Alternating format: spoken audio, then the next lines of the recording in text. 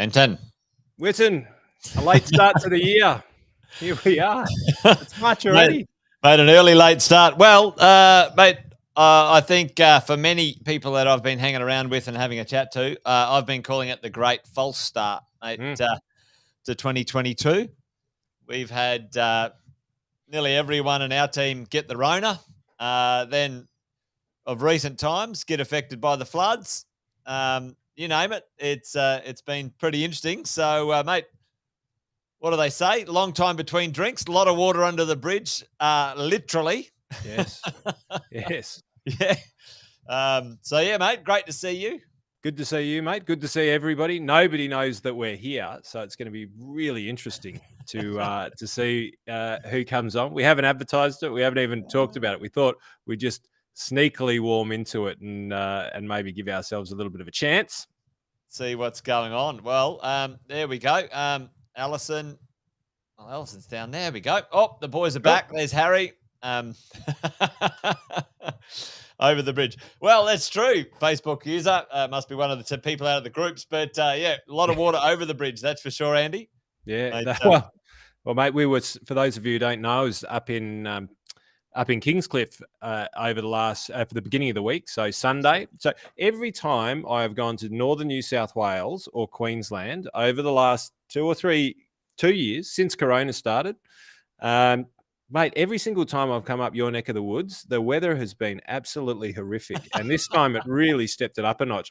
I think that you're trying to keep me out, and well, I understand why. Others would say that you're bringing it from Melbourne. That's what others would say, but. Well, I do know that you're coming down south, mate, and I did look at the weather over the weekend when we're going to be lucky enough to have you down Melbourne town, and it's missing rain, and it's been beautiful, 27 degrees until you Queenslanders come down here and decide to bring the weather with you. But I know that Andy can't take a hint. That's exactly right, Harry. I keep on trying to get up to the Sunshine Coast. It just puts on the opposite, going, no, it's not for you, mate. The Sunshine Coast isn't for everyone. Mate, well, I tell you, that's probably one of the things that I'll touch base on today with what's in the news, but probably a little bit of overview for us all at Wine and Wisdom, mate. But yeah, there's a lot of people shifting around in Australia. But a quick shout out to everyone: Harry, Jeff, Alison. Good to see you guys. There's about 30 on now, which is awesome. Give us a shout out in the chat. Who's here? Great to see you guys. What are you drinking today, mate? This is a fresh bottle. It's quite fancy. Yeah. Pinot Noir. Let's see how many weeks of Wine and Wisdom you can take this one through without falling off the perch. Damien, how are you, mate? Good to see you, Damien. Thanks for joining us. Yeah, listen, I'm not a big wine drinker, folks. Actually, this is the first glass of wine that I've had in weeks, I think maybe even a month, Andy. So it's good to have a drop with you, mate. And talk a little bit about what's going on. The old Point Leo estate is down here. Geez, I reckon they should start giving it to me for free the amount of times I've plugged it on this show. Mountain difficulty here. But you and I are going to hang out actually on Sunday night and have another glass of wine in person, which I'm looking forward to. But 100%. Yeah. Well, why don't we kick the show off and maybe just talk through the general gist of things as we usually do. Folks, welcome. Andy Fenton over there. Jason Witten over here.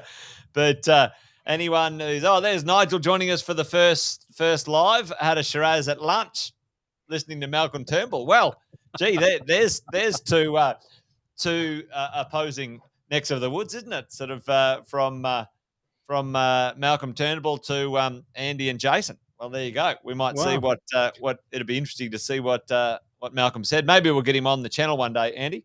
Yeah, well, if he wants to tune into some sense, mate, I reckon he'd probably like having a pop at the politicians now.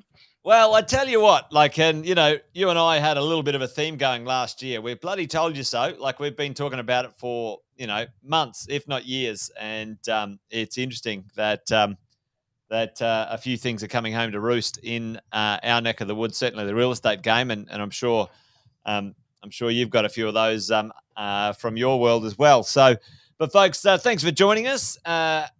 If you haven't been along before or you can't remember because we drank too much wine, last year and we forgot over the break.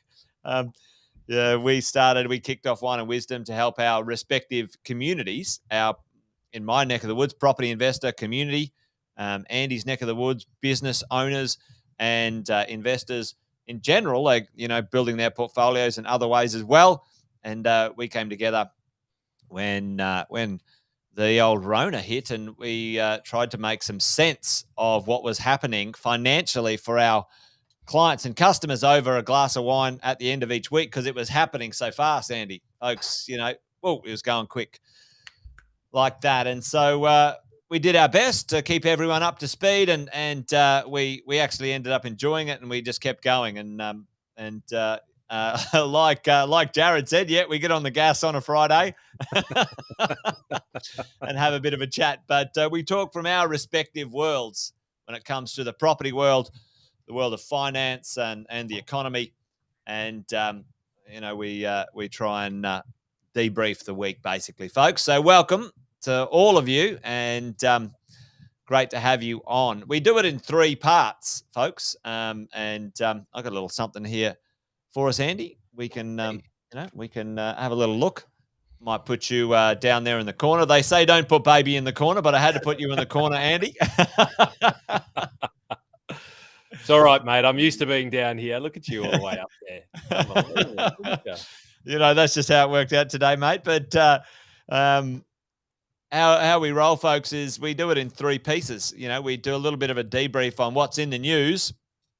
And as we're doing that, we want you guys to hit us up with any questions that you might have. Anything that you think, hey, listen, Jace, Andy, hey, what about this? What about that?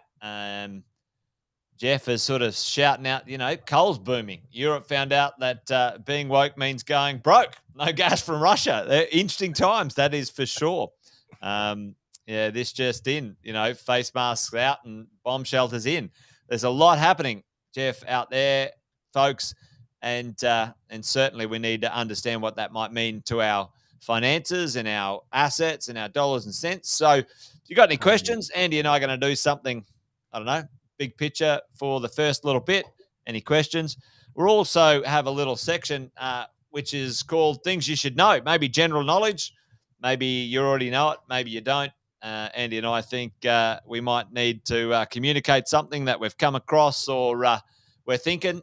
So that's usually how it rolls, folks. We usually spend about 45 minutes having a good yarn, sometimes even longer, and hopefully add some value in some way to your Friday afternoon, Andy. And maybe we should call that last section maybe uncommon sense. Uncommon sense, yeah. That's not a bad one. But please, guys, girls, ladies, gents, make sure that you drop some questions in, because right now we were hoping to start this year on maybe a lot more positive front, because we did have a section that Jason and I were preparing to do with everything that we said that came right.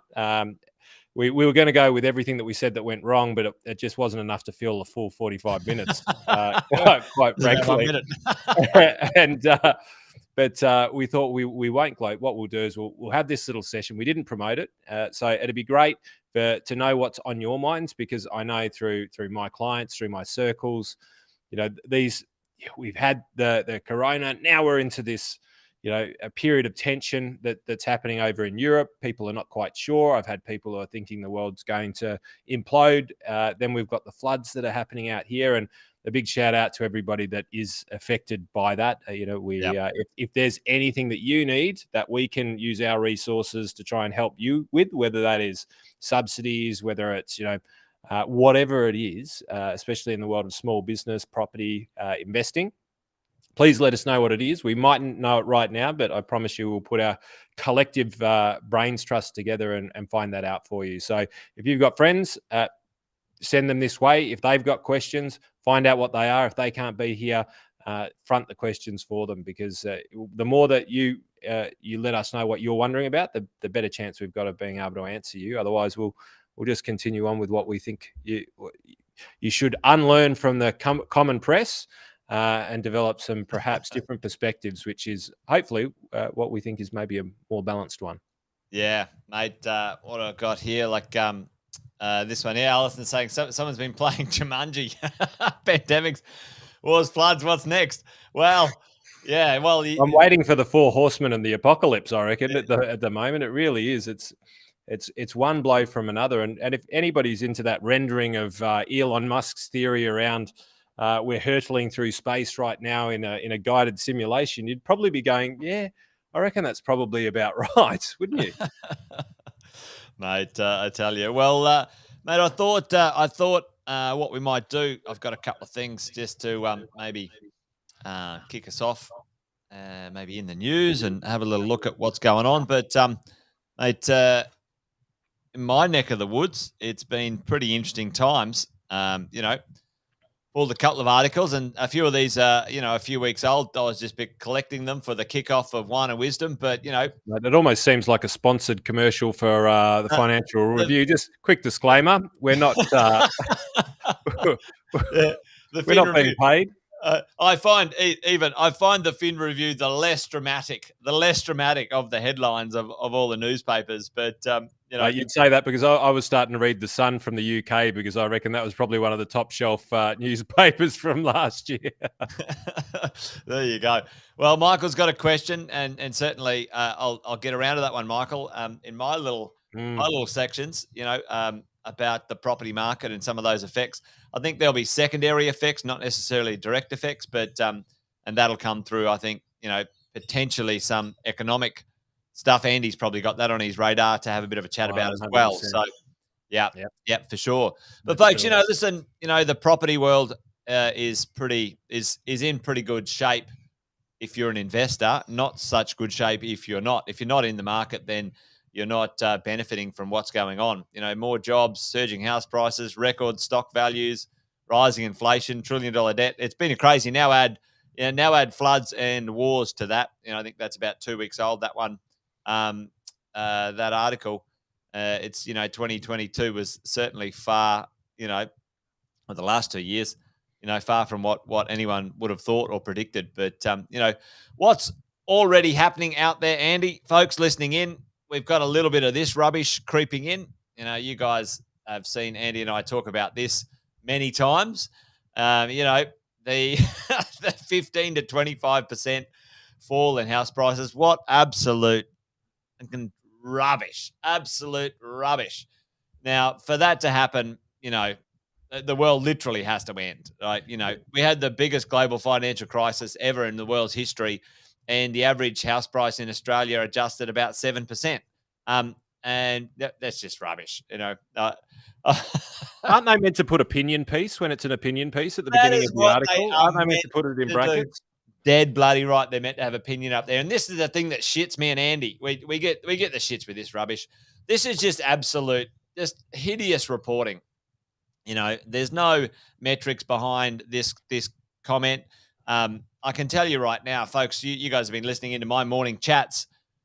The actual reality of the on-the-ground situation with supply and rent are in dire, an absolute disaster.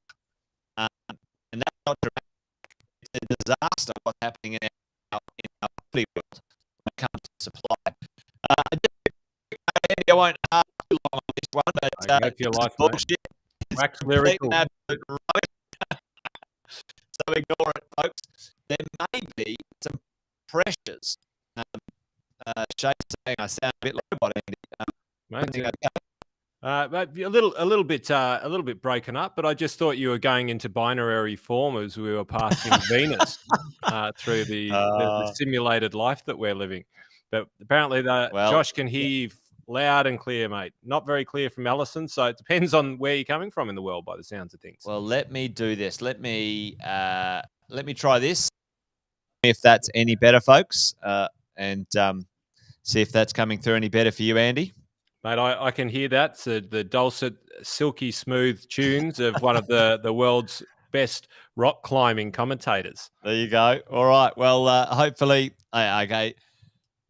Yep, a few updates. Jeff thought he'd finished the bottle. That's funny. Well, anyway, thankfully, you didn't miss too much. I was just saying that, this stuff is rubbish, folks. Ignore it. I've seen in 4 or 5 articles like this, an absolute bunch of trash. It's actually very self-serving, Andy, and this type of commentary is actually very self-serving for the banks and for people rushing off and trying to lock in interest rates and all sorts of things. But we won't go there today. I'll make sure we do something about that. Just be careful of who is putting out this troll, rubbish, these trolls online trying to get you to do something. So that's there. That's interesting. I wouldn't mind talking about this one a bit later, actually. I think this one will be interesting for you, Andy. The government's coming for some of the dough. They've got trillions and trillions of debt. They're going to try and find somewhere to grab some money from us. Maybe we can park that one. I'll finish off my real estate stuff. Folks, one thing that's happening right now, and it's already underway, the borders are open, tourism and also other visas are happening. 200,000 plus people to enter the country, and also another 200,000 next year, and so on. That is going to accelerate some of the challenges we've got in our world of rental issues, rental problems. So keep an eye on that one. That one for me is like the what would I call it, Andy? The silver bullet, but in the reverse, right? And there's so many jobs around. There's a labor shortage going on, and we need to have those people come in. So, great tsunami. It's going to be this will be the next one, mate. It'll be very, very, very interesting as this starts to come online, and we'll talk a little bit later as to the reasons why this is. I think that's the theme of the year at the moment, is the false start. Yeah. Because this would actually be almost at full momentum, and the war that's happening at the moment may actually just make this delay a little bit longer, but ultimately the wave is coming 100%, and we'll get into that in a little bit. It could take the heat out of that momentum for sure, but there's a need all round in the country for more people. There's plenty of jobs. I saw some stats, Andy. Australians have got the highest level of cash savings we've had in history, or something like that. There is the value of people's real estate went up a couple of $1 trillion, went from 9 trillion to 11 trillion. We're wealthier than we were 2 years ago. We've got more cash than we've had 2 years ago in Australia. For the first time in a decade, our wages are slowly but surely going up. Hopefully that's not just localized. Hopefully that is a bit of a trend that's good for everybody, and hopefully that flows through. So I think there's some soft landings, if not neutral, if not continued growth landings for real estate when it comes to there. But this war issue, for me, there might be something in and around that, that might accelerate some things short term. But we need to keep an eye on those. I love this. Jeff's just put in here. I've got mates saying property will crash. I said massive shortage of quality property, massive immigration started, massive rental shortages. Yep, holy crap, massive demand. Oh my God, it's going to crash. Yeah. Right, Jeff, love it. Well, and that's it. It's an interesting one. The lack of understanding when it comes to this stuff. Right now, I did this one this morning, Andy, but I won't take too long on there, and I'm going to hand over to you in a sec. But, the vacancy rates in Australia right now in our cities is just crazy. It's like, check this out. Like, the national vacancy rate is 1.1% across the whole country. Right. You called this 2 years ago. 2 years ago. And it started before COVID, Andy. And COVID's just accelerated this. It's been a problem for a while. Melbourne and Sydney were a little bit higher because of inner city dwelling apartments and lots of students leaving the country. Well, mate, we weren't allowed in there, and we're only just going for the no mask mandate now. And we'll probably get into that a little bit later on as well. But there's been political reasons why in Melbourne a lot of that has been curtailed, which is actually potentially an exciting opportunity, I'd say. But we'll see. I'll get your opinion on that one. Mate, you're dead right, mate. You took the words right out of my mouth. We've been shouting that one from the treetops. Melbourne is undervalued because it had a not normal. It wasn't normal market led constrictions and rental issues, right? So those who were a little bit unsure about the Melbourne market kind of drew back. The rents were low. It was smashed by the lockdowns, and people sort of literally went north to Queensland. And so it's kind of, Brisbane and a few other markets are red hot, and Melbourne was lukewarm when it came to, the rental yield. But it's the one. It's going to come home strong, and we've been investing in the short term in Melbourne significantly with our team, with our crew, because we think it's undervalued. But if you have a look at the change, in basically 13 months, Andy, across here, Melbourne's change is significant. Look at the pace it travelled at. Between there and there, mate. Mate, you would say that's 100% or 50%. The biggest drop on record, you'd almost say, if you put that on the front of the Fin Review. Maybe we should go into the news business, Andy.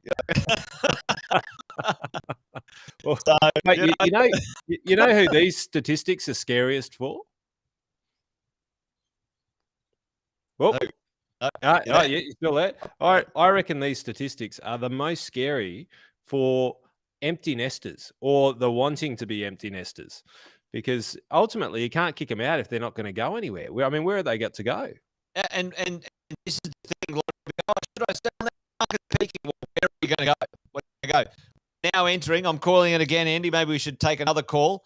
We're entering the next 3 to 5 years is going to be an insane rental boom. Now, I think if the interest rates go up, it'll cool the heels of capital growth. Always does. But rental boom right now, we don't have anything in the country. The rents have been compressed along with the interest rates for quite a long time. The rent growth has actually been very low. Your net cash flow has actually gone up, but your gross rent has not. If you follow the sort of, because interest rates have gone down, your net cash in your pocket has actually improved, but your rent hasn't grown. Your gross rent hasn't grown as well as it normally would, because interest rates went down. So that everyone was winning, like property investors were winning. But we are now on the cusp of a rent boom. Like under things being so low, in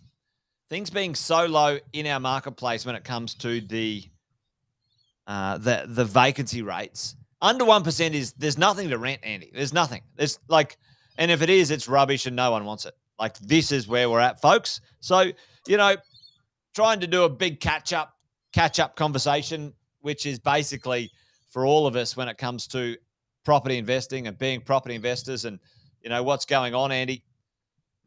The marketplace is in all sorts. If you're in the driver's seat and you can get access to the right deal, buy some good quality stuff, and make sure your finance position is pretty strong, then you're going to be in a pretty tidy position when it comes to your property portfolio, your property stuff in this next 2 to 5 years. I think it's going to take 3 to 5 years to rectify this problem.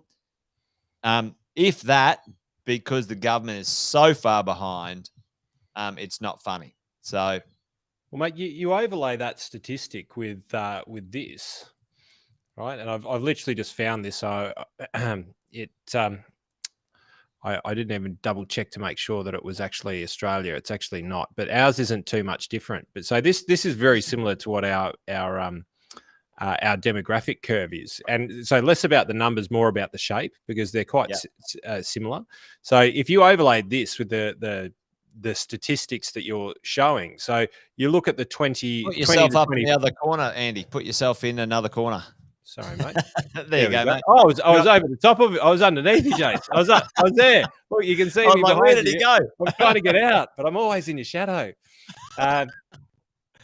So this is very similar to our demographic curve as well. Like they look similar. So what I'm referring to here is really this market here, right, is coming on. Everybody here is either in their own property or renting or in a nursing home or a retirement village. Everybody there is already in some way, shape or form in the market.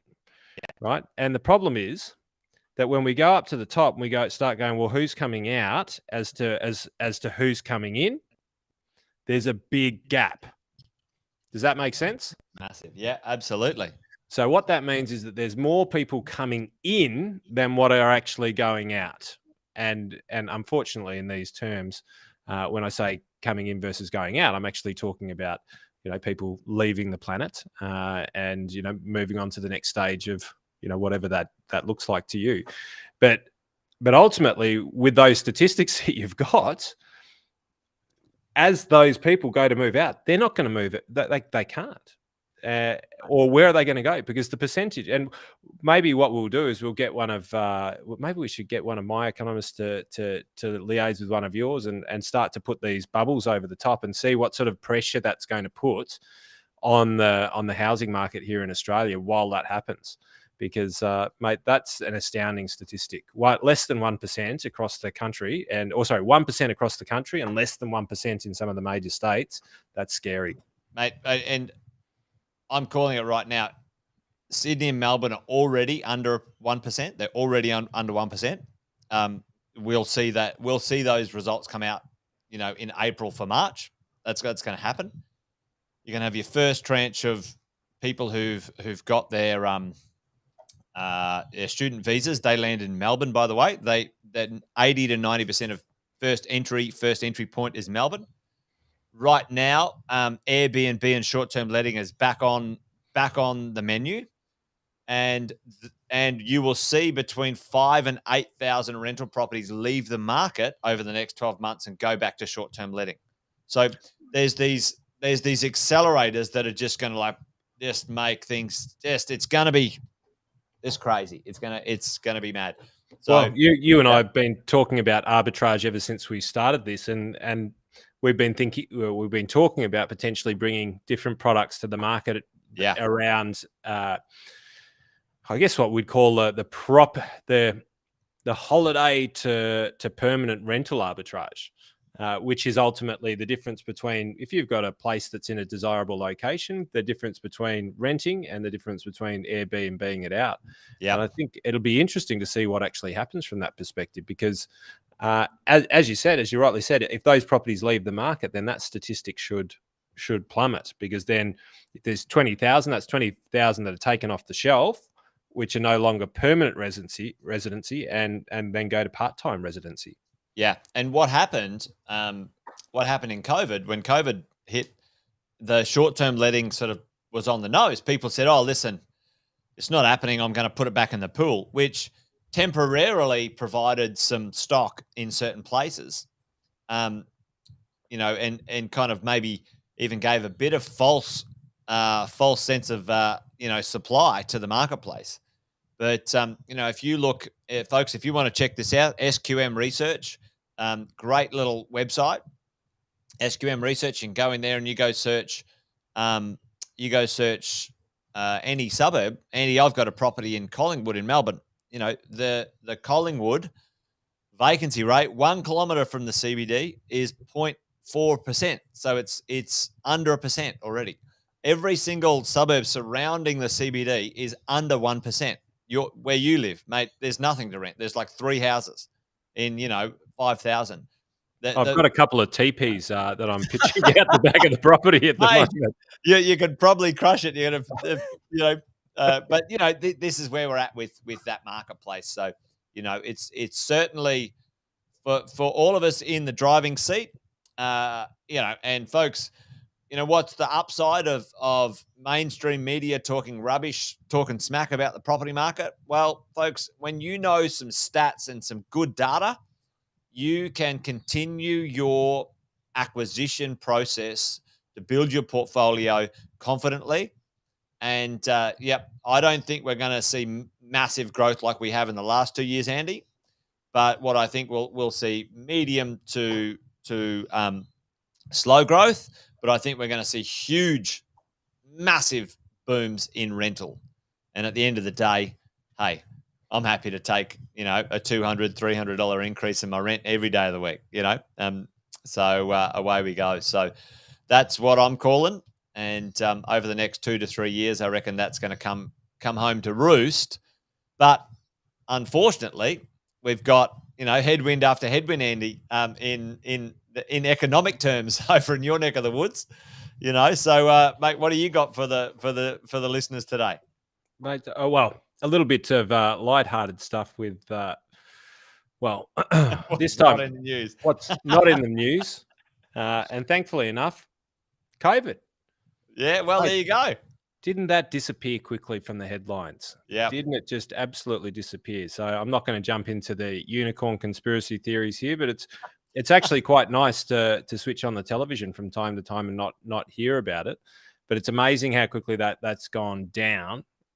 And all of the policies that were put in place. And the reason why I say this is not to be contentious and not to minimize the destruction that it's caused, but more to bring light to the political agendas that sit in and around the publicity of this stuff.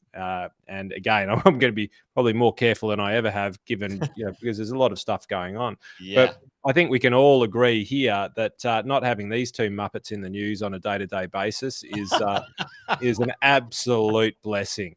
I just feel a little bit happier relieved. every day that somebody has taken the oxygen away from these oxygen thieves. And mate, it's just a brilliant day. They're not even on the hot breakfast in the morning because the hot breakfast doesn't exist. And Marty Shegold won't have these buggers on the show, I can tell you that. So it's been absolutely wonderful not having to listen to this garbage spilled out by them on a day-to-day basis. So what's in the news? Novid.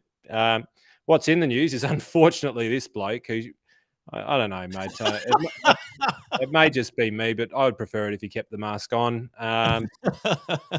When there's people with nuclear weapons that are sitting in around about the 6,000 of the bastards, I'm pretty sure that we're in range still. Maybe you should keep your mouth shut and just let us get along. We're 2% of the global GDP, so maybe just be the quiet cousin that ends hell, lends a lending hand. But obviously ScoMo wants to have a pop at China and Russia because quite clearly our army's bigger than both of theirs. This is the main thing, mate. I have never seen I've been trawling the media over the last couple of days, and I have not seen as many opinion pieces as what I have right now. And I get what we're talking about is to a degree our take in the world, but at least we're backing it up with some bloody statistics. Yeah. Like the stuff that's out there is fairly dangerous at the moment. And I've had clients ring in and worried about markets getting terminated by what's happening over in the Ukraine. And I don't want to minimize that. Obviously, it's a horrific thing. It was like a gut punch when I heard what was going on over there. It's absolutely terrible. But ultimately, there's a lot of bullshit opinions. And, mate, I was hoping that this year would be a year where we'd get to stabilize. We'd get to maybe have some media sense. But, mate, we're far from it. We are as far down the rabbit hole as far as the media is concerned than we have ever been. And I've got a lot of stuff. I literally couldn't find anything in the news worth talking about because I looked at it and I thought, well, I'm not going to talk about the floods right now because it's terrible, right? But there is fear mongering going on about what's happening out there. That in some cases completely not true. There's a lot of fear mongering going on about what's happening over in Ukraine, and it's simply just it's misinformed, misguided, or labelled as an opinion piece. And so look. If we go into things you should know about, I've got a whole lot of stuff in here to talk to what do markets look like during wartime? What's good to invest in? Does it go down? Has it gone down? In the last, 300 years of wars, what has been the average sort of turnout of the conditions? And we'll go into that in a moment. But unfortunately, we're now into opinion pieces where people are starting to become war experts and understand what's happening geopolitically in the world, and based off their assumptions they're making calls as to what's happening in markets out here. And mate, unfortunately, it's even worse. It's even worse than a pandemic, because now these idiots actually think that they're the old gold and oil Bob's talking about. But now these idiots actually think that, now that it's not a pandemic, it's actually in our hitting zone, because we know about war. We know about this stuff, and quite, mate, I'm frightened by some of the stuff that I've seen, and happy to share some statistics. I've got inflation in here. I've got economics through war times. I've got rising interest rates. Let's put the gloves on, mate, and have a chat about it, because I'll tell you what's in the news is absolute BS. And it was Yogi Berra who said it best: the future ain't what it used to be. And the politicians are kind of pumping the tires of where they think it should have been, but it ain't going to be there. So, mate, this is an interesting. What are we looking at here, Andy? You might have to zoom in and show us a little bit. You have to talk us through it. So, mate, effectively just over here, have a look at the date. So let's have a look at the target sample. Since 1991, this is what we're looking at. We're looking at multiple different markets. We're looking at the US shares, right, in the green. We're looking at Australian in the orange, not too far behind. Right, we're looking at Australian property, Australian listed property. Listed property, which means development companies, big commercial, industrial, logistics, stuff like that. Yep. 100%. So we're actually looking. What I wanted to bring this out for is to actually have a look, because I have had a lot of people actually really scared about markets from a wartime perspective. So if we have a look at the second Iraq War, and we have a look at what was the average trajectory of investments over that period of time, we then even go to what is an interesting one here, the Gulf Mexico oil spill. Right, so this was an interesting one from an oil perspective, which we'll get into a little bit later, but ultimately short period of time. The major market downturns over this period of time. So if we just zoom back out and you go, what's the most dangerous times there? Yep. Right, you're clearly going to go to here. Right, you're clearly going to go to here, and to a lesser extent, you're going to go here. Right, and when we zip back and have a look, well, look at this. This was when they brought in GST. Yeah.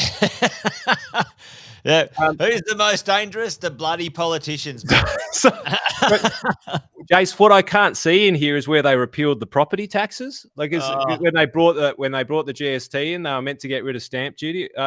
I'm not sure. Am I missing it on the chart, mate, or did that just never happen? I'm not a great historian. Well, Andy, that is the sore point for all property investors. They were meant to get rid of stamp duty. Yeah, but it never disappeared after GST. There you go. No, well, we don't need stamp duty anymore because GST is a state-based tax. There you go, folks.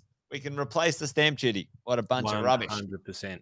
But so if I change gears just a little bit, right, and I go, well, what's the real things that cause these major market meltdowns? They're financial. They're not war-based, right? So we've got .com, we've got the GFC, right? And these are the periods of times that the only one of recent times that really had a big impact here was COVID, right? But again, nothing to do with war. Now, depending on how far we go back, and I've got some inflation statistics that I can overlay, this is a really interesting one. Andrew's got a complaint for you. He's really disappointed when you present a logical argument based on some facts, mate.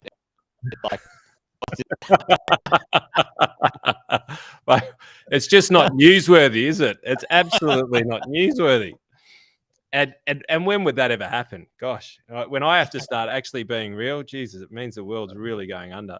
So I did some research, looked at crisis events in the US share market. It's always easier to go to the US, right?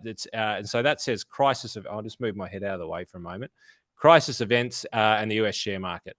The reason why we always go to the US is it's that they've got a bigger data set, right? Yeah. We're 2% and haven't been as developed for as long, so we always go to the US for for having a look at, what markets are doing. So we've literally got all of the major share market events, all of the major wars, everything from 1940, right?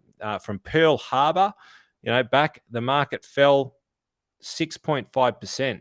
The first 3 months, it was negative 2.9%. And a year later, 5.4%, not a bad year. Yeah.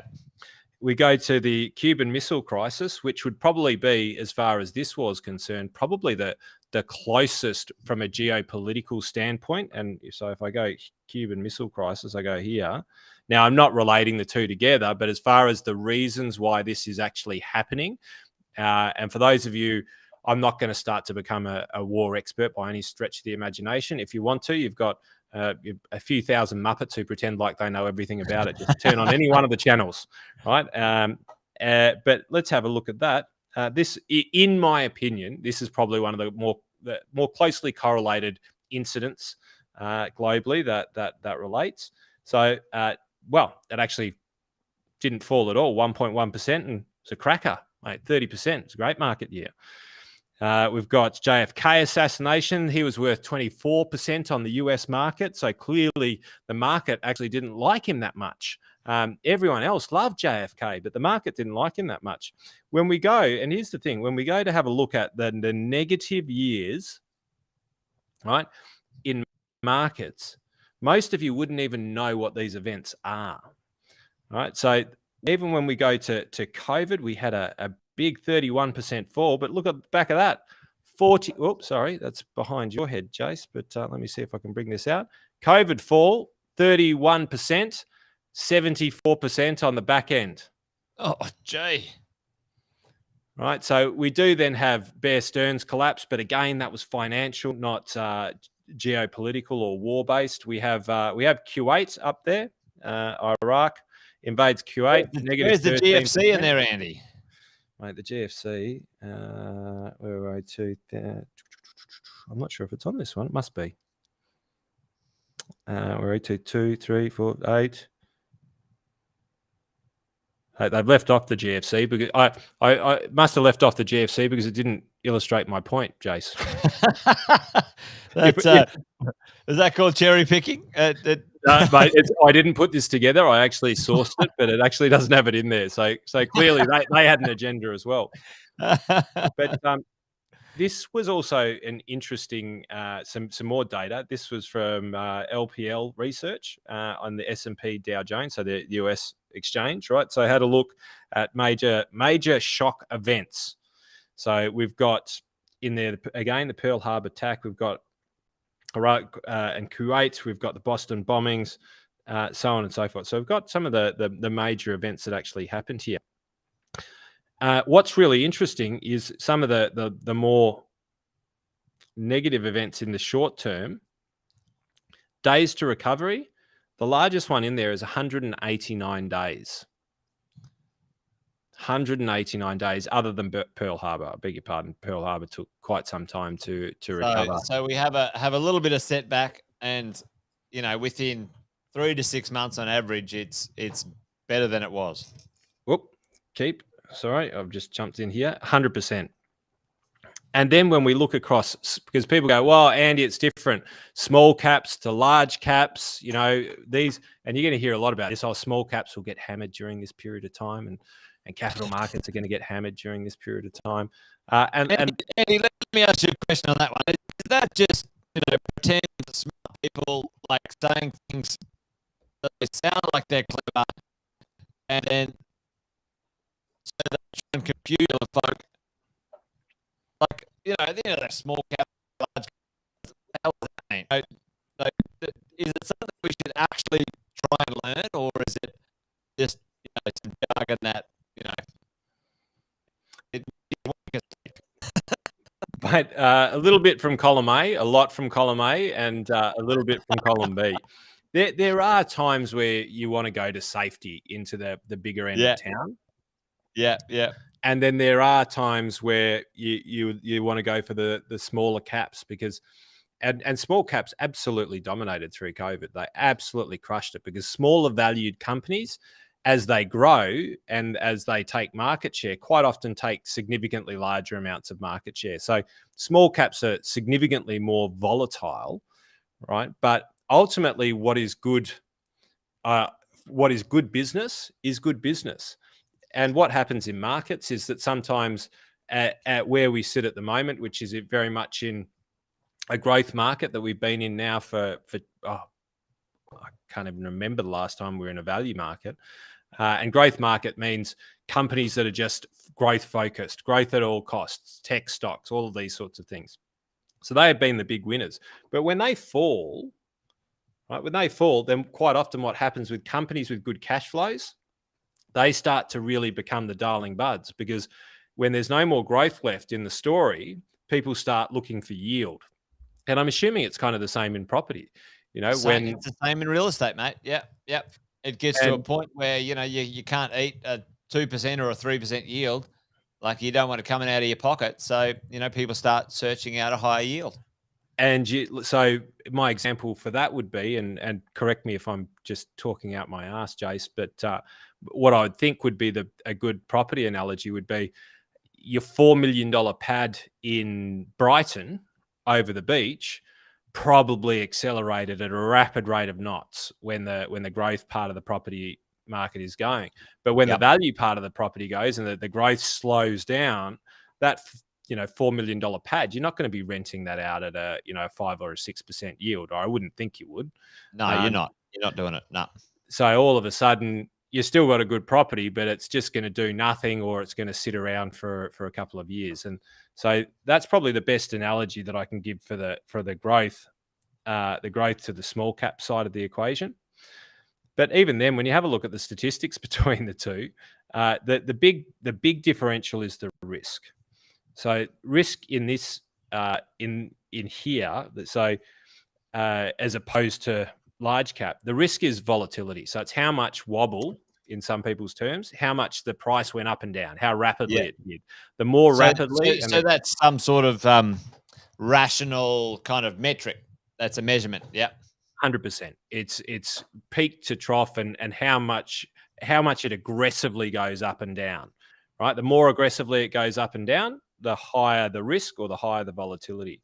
So if we look at, between 1926 to 2013, small caps had a significant, almost 30% kind of volatility, which means that if you had $100,000 in, you could go down to 70, or you could go up to 130 in reasonably short periods of time. Yeah.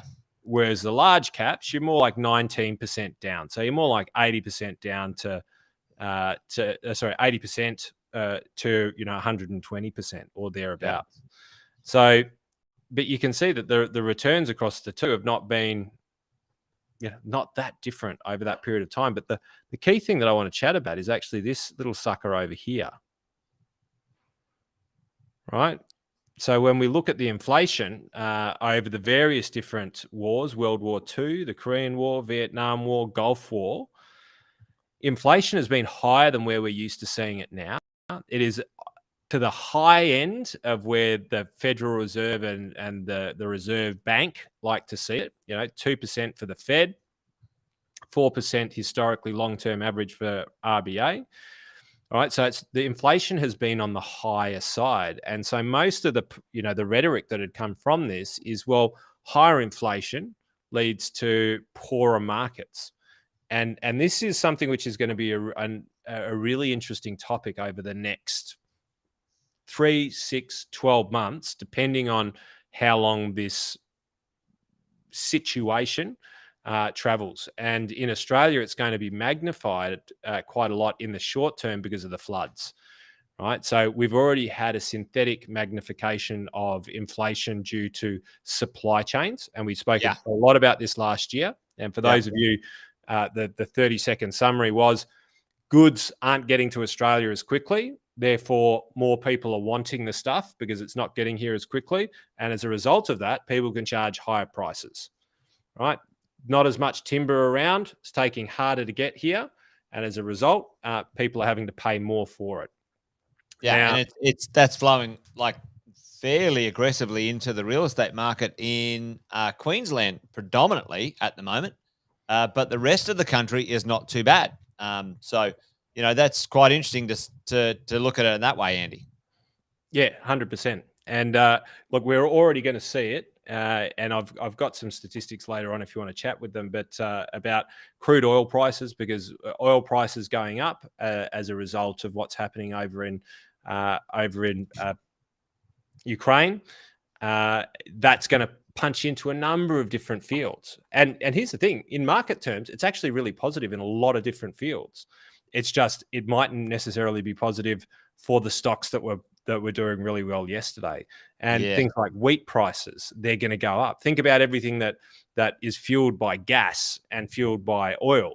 Those sorts of things are then going to become more expensive. But quite often, there's a margin where people are going to be making more on those. And these are the sorts of areas in markets we can look to. And but I might just finish with this one because it sets the tone. We can have a little bit of a yarn. Because a lot of people say, yeah, but Andy, interest rates and markets go down. Interest rates go up, markets go down. That's what they all say. Interest rates go up, markets go down. Well, statistically, the only time that those peanuts have been right have been between 71 and 74. Oh, mate, they're living in the past, mate. They're living. Mate, that's a little bit older than what I am. Now, not saying that it can't happen, but statistically, back in 76 to 81, when and this is where you have to look at the big picture. Yeah. Right? Because there's so much more going on than just interest rates. And that's what we're going to hear in the media is we're going to hear single-minded, single assumptions, which have grand unicorn hypotheses that sit on the top of them. But when we look and we actually look at the data over this period of time, we go, well, throughout these other periods of rising interest rates, we've actually had rising US markets. So 5% to 20%, we had 68% rising market. From 1% to 5%, we had 17% rising market, and and obviously we've got the GFC, which happened shortly after this. So there are events that we need to look for, and we do need to take that with a grain of salt. But my sort of commentary in around this is that we're going to hear a lot of talk in and around inflation. Again, it was a big topic for us last year, and they're going to start banging that drum pretty heavily, and it's going to have some effects. It's going to have some big effects, but we have to understand where are the effects and how is it that we navigate our way. And if you want to be a short-term trader, cool, let's have a conversation around how you can manage that. But you're going to get caught, man. You are going to get caught. I think you nailed it right on the head right there, that last little comment. If you're a short-term trader, like, if you're a good time Charlie, I call them good time Charlies, Andy. Like if you're trying to do this, you're trying to catch the trend in and out, whatever it might be. That's not a great way to invest. And really, basically every time you trade, you've got a few chances. Yeah. You have some short-term 6 months, 9 months at a maximum. But at the time, every single example of those charts, you said, all right, we have an adjustment, but no more than 9 months later, it was at the same or better than it was with the adjustment. Folks, that is the bloody same when it comes to good quality real estate too. Like, it's as an investor. Investors are medium to long term. They hold and they buy good quality things. Trading is not what we do. Andy and I aren't traders. We are not good time Charlies in and out of this fucking gig, And in my gig, mate, the only ones who are the hedge fund boys and the hedge fund girls. And mate, these people, they aim for their 15 to 20%. And as soon as they hit it, they go on holiday for the year because they know they can make money in any market, right? But they're very skilled at what they do. And sometimes they take extraordinary risks in order to get the results that they do. I would say, and they're playing with other people's money, and Andy, it's other people's money, which makes it easier as well. But it's not their money, right? Don't follow that because you don't have the liquidity as well. As individual investors, these guys can short and go long, and they can leverage, and they can do all of this stuff when the market turns against them. But the one thing I love, Jace, come back onto the screen for a minute. I want to see your face, mate. All of those your trading friends, and I've got a few of them, so hopefully you don't come at me in the short term. But and heed this as a warning, because as it changes, unless you're extraordinarily lucky, very, very insightful, it's going to nip you in a place that you didn't actually understand you could get bitten. Yep. And it will whack you out as far as before you even knew what was going on. And here's the thing. Here's my big prediction. Over the next 6 months, all those people who have been posting about how successful they've been doing in their trading algorithms and things like that, they're going to go silent. They're going to go silent, because all of a sudden we've seen a big dip in volatility, right? Where Facebook, well, that got slammed because of what was going on with Apple, but we saw the FANG index, that got crunched, went back up. We saw the S&P 500, that got crunched, and then they started a war and it went back up. Like literally, it went back up as soon as Ukraine was invaded, it went back up. So did the Australian market. Look at the day, and you go, what? It dove, and the market is predicting the geopolitical stuff so well at the moment. It's well ahead of your average Joe, well priced in. And this is where those people who have been posting, cocktails on beaches for the last couple of years, they're going to go silent, and it happens. This is what happens. They go silent for like 3 or 4 or 5 years, maybe 6 or 7 or 8, sometimes 10 years. Those are great years. That's a great decade when they go silent. Because all of a sudden the markets become a lot more unpredictable, right? And the short-term positions, which can be very, very large swings, very uncomfortable swings, sometimes 20% in a very short period of time, but they correct. Yeah, it's like gambling. You want to jump in? Absolutely, Andrew. It's like gambling.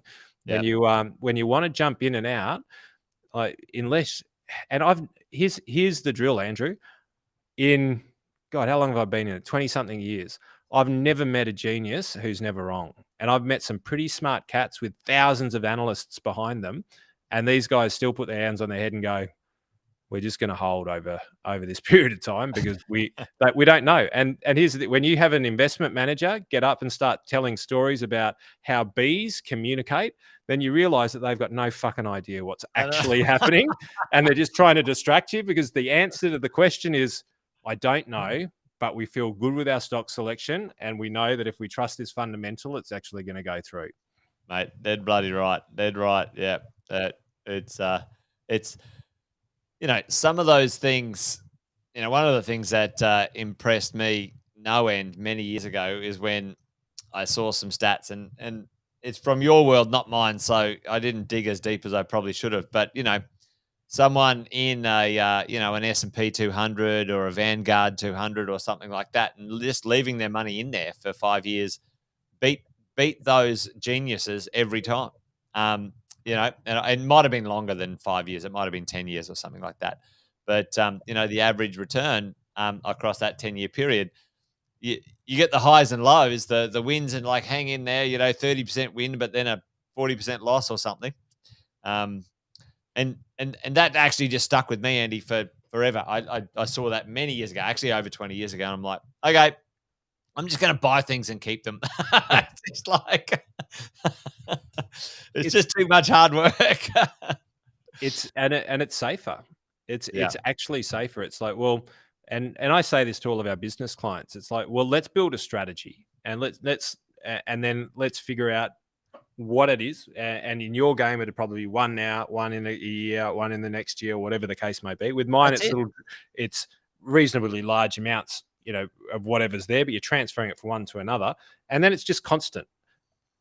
ABI, always be investing, and always just be topping it up over time. And you get in over the peaks and troughs, and it's a discipline. It's not even really an art. Then you just want to make sure that you've got people who make sure that you don't get involved in the pyramids, that you don't get involved in and that's the real dangers, is when things are going hot and everyone thinks you can't lose, and then they find out very quickly that you can. You can.